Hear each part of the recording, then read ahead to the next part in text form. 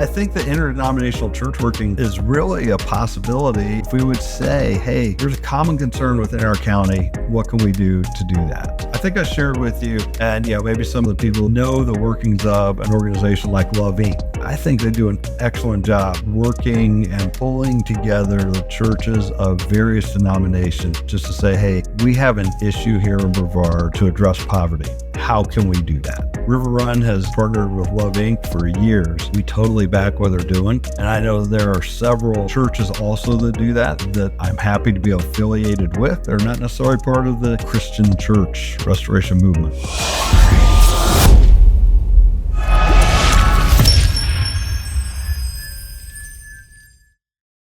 I am live with Pastor Aaron Holsapple of River Run Christian Church up in the Croton area, Melbourne, Eau Gallie. You guys are off Croton Road, right? We are off Croton in between Eau Gallie and Aurora. Yep. And how long has that church been there?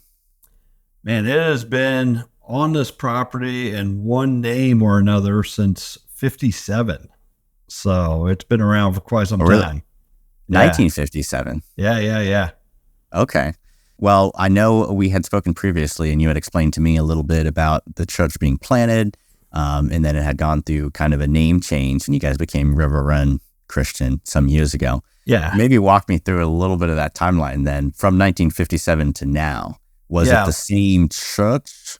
So same body. Of course, I wasn't around in 57. So my understanding of the history is that back in 57, it was planted here at this location as, I believe, First Christian Melbourne, maybe. And then it went through a name change, and the name change went to, like First Christian Eau Gallie or Eau Gallie Christian. Man, Eau Gallie Christian was thriving in the 90s. They had a school here, a preschool here that was going really well. They were booming in attendance. And again, all this is prior to my being here. Man, they were booming in attendance. I mean, they were up around 700 on a weekly basis in attendance in the building that is currently our kids building. It's an old 57 style A-frame church building, big vaulted ceilings and all that stuff.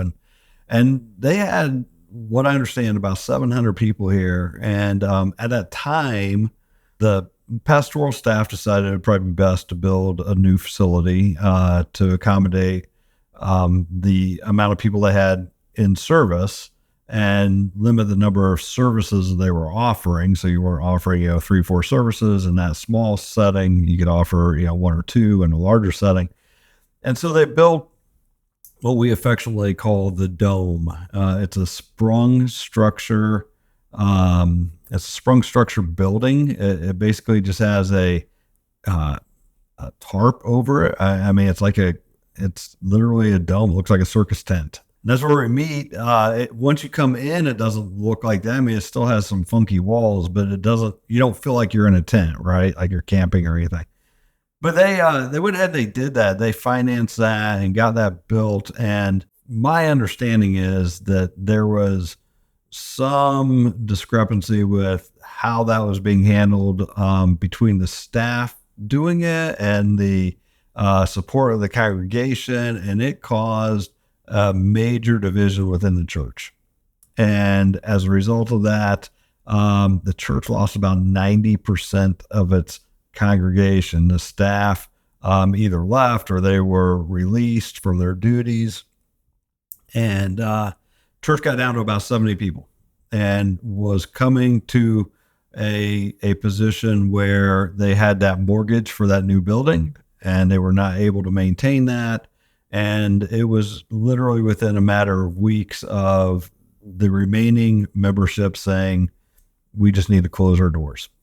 And at that time, there was a Bible college over in Kissimmee. It was Central Florida Bible College at that time. And there was a church member's father who was on staff over there, and he was actually church relations in church relations department for the college. And he knew of our situation. He knew many of our members, knew the minister here.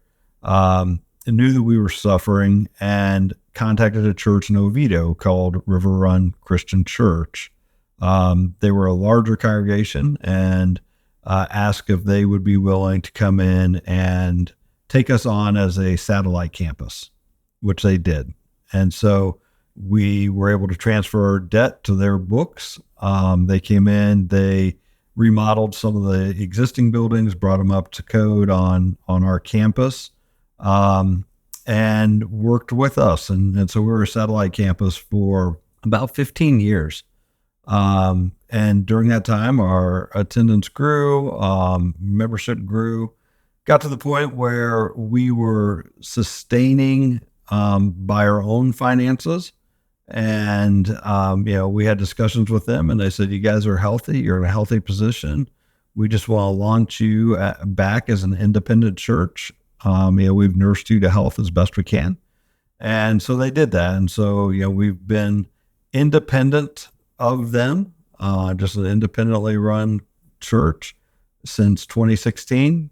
We kept the name River Run just in honor of them. And we're sitting right on the Eau Gallie River, so it kind of made sense for us. But we kept the name to honor them, just as a thanks for everything they did for us. But we regained independence. We're an independently governed local body of believers. We're not part of a denomination or anything like that. And we've been independent. And I don't want to say self-sufficient because, of course, we are always provided by God and God's provision for us as a church. But we are no longer financially dependent on any other body. So that's kind of how we got here and where we're at. And so I know you said you guys don't belong to a denomination, but I do understand you guys were associated with this restoration movement. Yeah. Was that the whole time from 1957, or was that with River Run coming in? No, that is both River Run over in Chuliota as part of the restoration movement, and First Christian, Eau Gallie Christian. The church was founded as a restoration movement church, and the basis of a restoration movement church is one that is by founding non-denominational.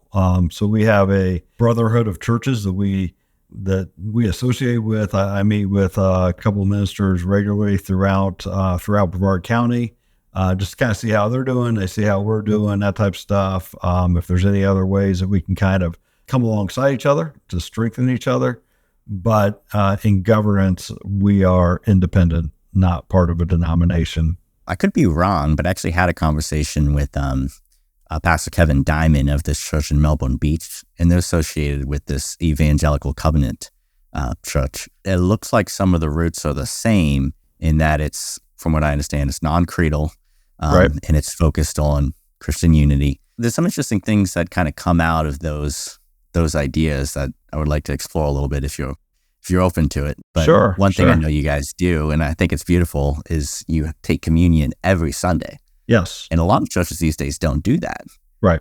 But what I really like about it is when we're talking about Christian unity, I mean, that's something that bonds Christians together, that we engage in this meal. Christians all over the globe do that.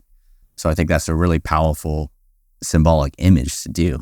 But in what ways do you guys kind of like focus on those Christian unity elements? Yeah, so the two things that we, as part of the restoration movement, really kind of hang our hat on.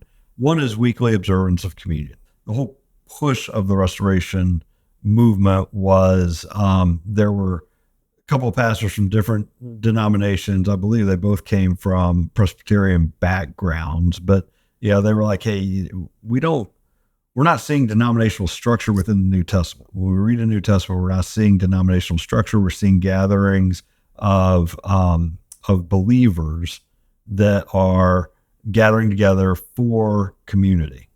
And so, although you may have in the New Testament, church in Ephesus, church of Philippi, or whatever, those are local bodies, but the unity is the body of Christ. And so that's why they kind of wanted to get started through the restoration movement. And two of the things that they said that help solidify that, or the only two things that they would see as sacraments per se, would be one, communion. They, our restoration heritage read reads into the New Testament to see that every time that the body of believers got together, they took communion. Communion was a part of their community meetings. And so we as a church, we take communion on a weekly basis. Some during that time, to promote even more so that bonding of unity, will actually take the bread together and drink of the juice together. We don't do that. We offer the elements. We have a kind of a communion meditation to kind of get everybody thinking along the same thoughts for that Sunday. And then we encourage people after a time of personal reflection to go ahead and partake. But we do offer communion on a weekly basis because we see it as a time of unity amongst the believers that is recorded in the New Testament. As often as they got together, they did that. So we do it weekly. We also hold very strongly to the importance of immersion, baptism. That there's a lot that plays into that. As far as our understanding of immersion, we see it as an essential part of a believer's walk with Christ. We see it being done by immersion, and beyond the personal surrender of a person's life to Christ, it also brings them into the body. So it's kind of like, the analogy I use frequently is the analogy of marriage, right? So, you have a husband and a wife and, they're declaring their vows together. They are married, but whenever that takes place, you're not just marrying your spouse, you get the rest of the family with it. So it's that same type of thing. We believe that, in baptism, you become united not only with Christ, but you become united with his body. So those two things help promote unity within the body, within the Christian churches. And while I was there, you guys actually had a baptism. That's right. Yeah. Right. Yep. Which, I think it's a beautiful, what people would call a sacrament, but I think it's another, just like communion, another way that we kind of show this bonding of Christians together. Right. How many other churches in this kind of, and I know it's not a denomination, so there was a few different kind of sects that maybe would broadly fit into this category? So I would say there are, I must say, 8 or 9 churches throughout Brevard, from Mims to Palm Bay, that would find their roots as Christian churches coming from the Restoration Movement. From the Restoration Movement itself, it's funny because, sadly, we are a movement that was founded on unity, and we have already, within 150 years, 200 years, found a way to fracture it into 3 different branches, right? So typically a church that would have Christian church in their title would probably come from the Restoration Movement. The Churches of Christ would also typically come from the Restoration Movement, as would the Disciples of Christ. However, the Disciples of Christ have really kind of consolidated and formed the Disciples of Christ denomination. So although they come from the Restoration Movement, they've kind of formed themselves into a denomination with some denominational head and structure and that type of stuff. So of the Christian churches, I would say there's probably about 8 or 9 throughout the county. Okay. And just off the top of your head, what churches are those? Where are they located? I know you mentioned there was one up in Cocoa, I think. I know down in Palm Bay, we have what used to be Palm Bay Christian, now is City Church of Palm Bay. So they are of the same brotherhood as us. Up in Merritt Island, there's a church called Brevard Christian Church. It used to be Merritt Island Christian. They've changed their name to Brevard Christian Church because they have a unity minister. I was hoping he'd join me on the call, but he's actually meeting with other ministers. And they go around, similar to what River Run did for us. They go around and if one of the Christian churches in the area is struggling, then they will send in maybe a supply preacher to come in. Maybe they'll send in some youth ministry help. Wherever they're struggling in their ministry, they'll try to come alongside and walk with them amongst the Christian churches. So I know that Brevard Christian has their main Merritt Island campus. They have a campus in Cocoa, which used to be a Christian church. I don't know if it was Cocoa Christian or what it was, but They were struggling, so Brevard Christian came in and helped kind of take them under their wing. There's a Christian church up in Titusville, Mims area, Christian church up in Cocoa Beach that I know of.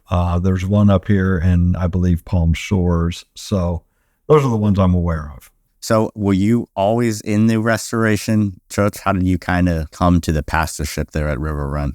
Yeah, I was. So my mom's a solid Christian lady. I make the joke that I was going to church 9 months before I was born. I mean, she just always was part of the church.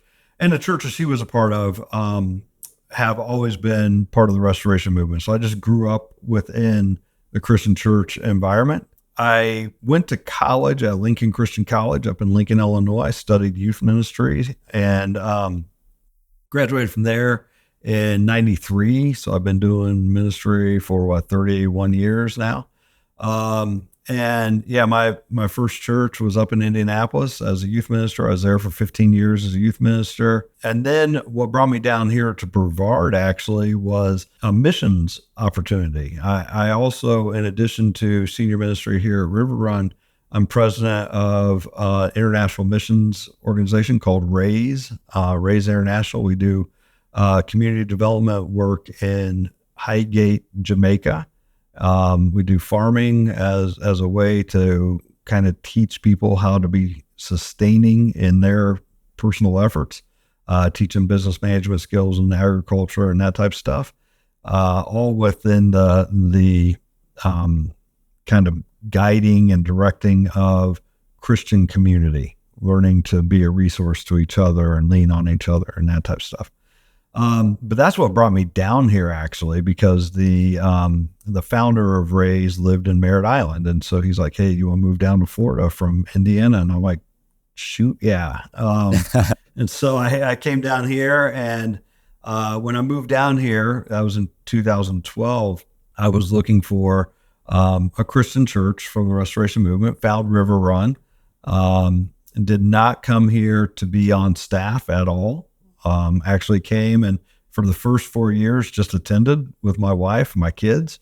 And once they found out I had previously been in ministry, they had asked me to join the eldership and to join them on staff as executive minister. And then 2 years ago, our senior minister at the time was stepping down. So we had a transition period for about a year between he and I.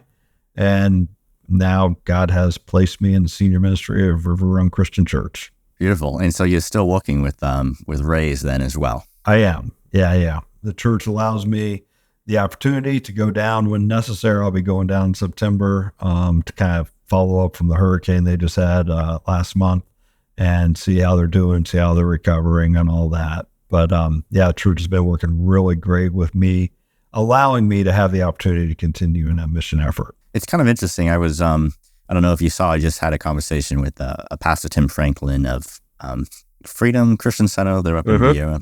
But just about, we briefly were talking about all of the international ministries, which are actually headquartered here in Brevard County. Yeah. We have a lot people don't realize. I mean, Overland is a big missions organization based out of here. Yep. Priests for Life, a big Catholic organization, pro-life Catholic organization hosted out of Brevard. I think Bridges for Peace, he was mentioning, that's a ministry to the Jewish people. So there's a lot of that here in Brevard County. It just seems that things are much easier to do out of Florida. Transportation to those other places just seems to be a lot easier to do in the state of Florida for whatever reason. And the weather's nicer. I mean, there's just that too. So... That's true. There's probably a lot of benefit with the. Even just Orlando Airport is a huge asset. It is. You have this ministry that is interdenominational. Maybe you could just share a little bit about how do you think interdenominational coordination kind of happens? I'll deal with Raise first as a kind of an interdenominational missions organization. Raise sets the standards, right? Raise can say, hey, if you want to participate with us in missions, these are our rules. I mean, we set the ground rules as Raise. And because of that, it doesn't matter whether you come from a Baptist background, a Presbyterian background, a Methodist background, a Catholic background, it does not matter if you want to come alongside Raise and help bring some community development in Highgate, Jamaica, you're going to do it according to these standards. So from that sense, it's real easy to, have people decide. It's really on them. They decide if they want to partner with Raise or not, according to those standards. Within the church context, especially within the church context of Brevard, I've really not encountered hey, we don't want to work with you between churches. I've not seen that.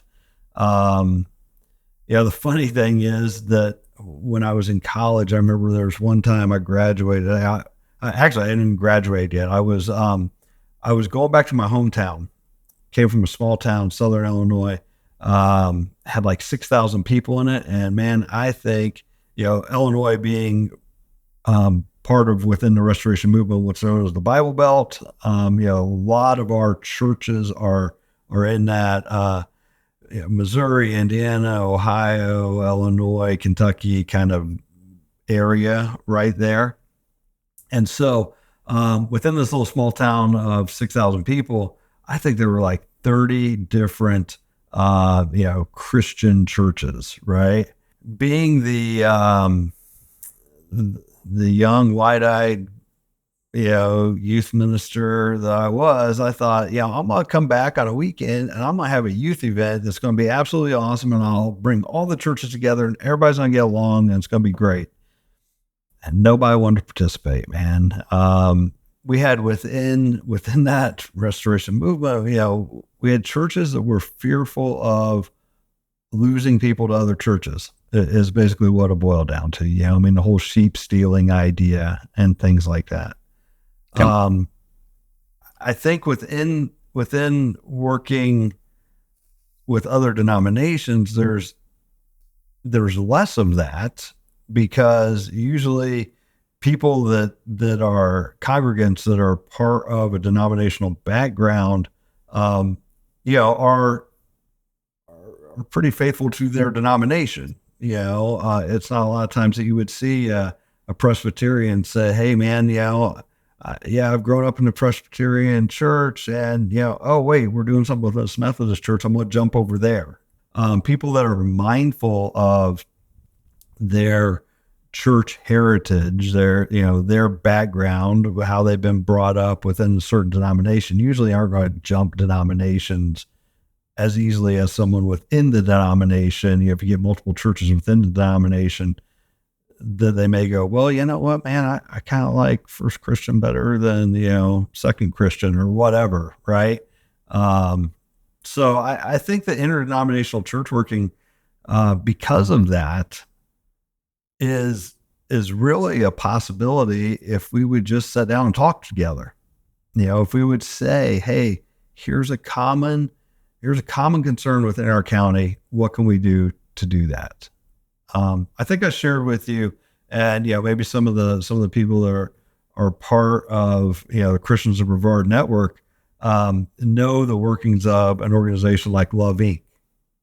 Love Inc. is a local ministry. They are part of a greater ministry effort, but Love Inc. of Brevard is the Brevard chapter, and I think they do an excellent job working and pulling together the churches of various denominations just to say, hey, we have an issue here in Brevard to address poverty. How can we do that? And, River Run has partnered with Love Inc. for years, both in offering our facilities and financial support and providing congregants that come alongside clients of theirs to help walk with them. We totally back what they're doing. And I know there are several churches also that do that I'm happy to be affiliated with. They're not necessarily part of the Christian church restoration movement. Yeah. I kind of have the same feeling that oftentimes Christians just kind of need an excuse to work together. And so when you offer them something like Raise, which is a ministry focused thing that everybody can kind of agree on, people want to come alongside and support something like that. So I'm glad you mentioned Love Inc., because I think that's a great example of a very similar thing. We're going to address a need in the community, and that's something that we all mutually want to solve, and it would be more productive and more efficient if we kind of pooled our resources to help solve that. Yeah, I would say this. I would say that it is much easier to have an identified missions organization of some type, whether it be Love Inc., whether it be, even Overland or whatever other ministry opportunities, missions opportunities there are within the county. It is much easier for them to kind of raise the battle cry of, hey, church universal, we need to unite to address this, than it is, say, a particular church, a particular congregation to say, hey, we see this need, so why don't you join us? I think there's a lot more resistance, from individual churches to say, no, I think we can do that. So when it's a non-affiliated missions organization, I think churches are a lot more apt to jump on board. So you just mentioned that it's difficult for maybe a church to identify an issue and want to get other churches to get on board. But that being said, is there something that River Run is kind of setting their eyes on and say, this is kind of an issue in Brevard County or your local area that you guys are kind of hoping to address? And maybe is that something that if there was some third-party organization or some other way of coalescing churches together, we could come together to solve? Is there some issue you could identify like that? Yeah. So really our heartbeat of our community impact here at River Run is addressing the food need of the poor in our community. We do offer a food pantry. We also have a backpack program that we have partnered with a couple of local schools here around our church, where we, with the backpack program, we'll pack backpacks so the kids have meals over the weekend. A lot of the schools, of course, have free and reduced lunch where school's in session and all that. On the weekends, that really doesn't help them. So we pack the backpacks with meals and get them through Saturday and Sunday, or Friday evening through Sunday. We send those to the schools. Those get distributed amongst the children.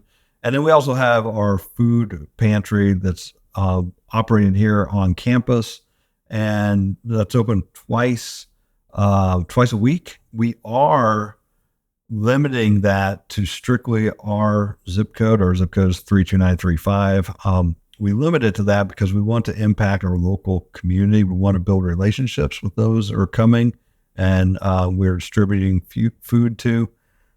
Food insecurity is huge right now. I mean, not just within Brevard County, but throughout Central Florida. We actually had people coming from the Orlando area to our food ministry, and we were like, we can't do that.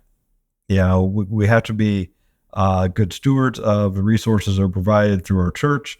Those that give financially, those that give, just in physical food donation, we will make sure we're good stewards of that. We will make sure we're impacting our community. So we limited it to our 32935. If churches are able to start their own food ministry, I think that'd be a huge impact throughout Brevard County. If they're not able, but they want to help in some way, provide food security for those within the community, and they would love to partner with us, that would be awesome too. Yes. But I think food security is a major issue within Brevard County and the poor within our county.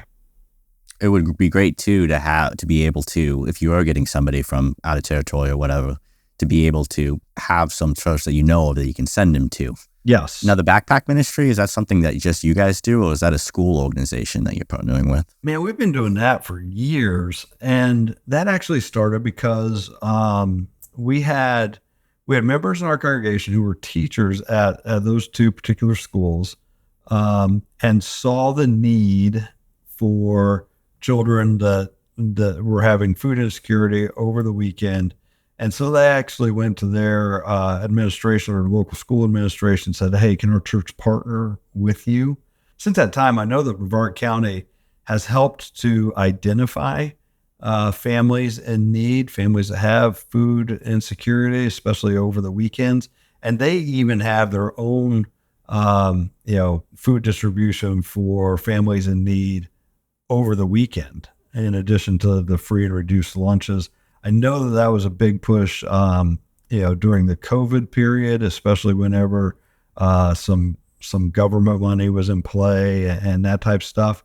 I don't know that those programs are continuing, this school year, but our food program with those two local schools is going to continue. Okay, well, just to wrap it up, maybe you can do two things for me. You can tell people just briefly what they can kind of expect walking in the doors at River Run if they're looking for a church. Maybe they're up in that area and they're not going to a church right now. And also how they can get in contact with you. The easiest way to contact us, the easiest way to learn about the church is just find us online. It is riverrunchristian.com. Email is aaron@riverrunchristian.com. We're also on YouTube. Just search River Run Christian in Brevard and you'll find one of our services. So, if you were to come to River Run, we are a contemporary worship service. Putting labels on worship is tough nowadays. We are upbeat. We have a band. So we have a full band with keyboards and bass and guitar, drums, all that stuff. We do modern worship music. The preaching is, like I said, I studied to be a youth minister, so I am not a formal. You're not going to catch me in a suit and tie behind a pulpit. I deliver messages in more of a teaching style. The people of our church are amazing in their love, acceptance of individuals that come in for the first time or second time. They are very quick to identify new people and make you feel at home. So come on in, grab a cup of coffee in the foyer. Coffee's free. Enjoy your time with us. Services are at 9:30 and 11 o'clock and on Sunday mornings, and they are 1 hour services. We do offer a children's program and student program at our 9:30 service. 11 o'clock service is a family worship. Both services are the same. We just encourage the kids to participate in the 11 o'clock service. Well, thank you so much for joining me, Pastor Aaron, and really appreciate what you guys are doing up there at River Run, and wish you a lot of success.